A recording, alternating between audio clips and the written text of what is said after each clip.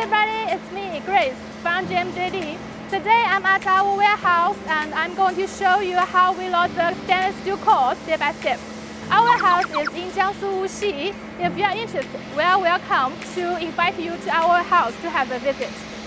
Here are our 3 or 4 stainless steel coils with BA finish. Today, we will load the coils from our warehouse to the container and ship from Shanghai port to Dubai. Before each loading, we will do inspections of the stainless steel coil surface to ensure there is no rash, there is no scratch, or there is no pitting on the surface. We take quality serious because you deserve nothing less.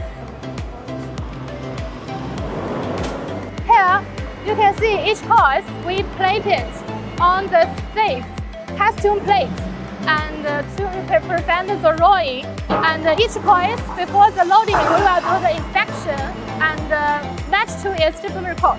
And here, the forklift is prepared to undamaged handling.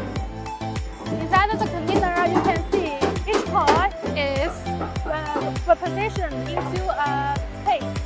And once placed, it will lock down with the wooden hangers. And this is the final safeguard for its journey.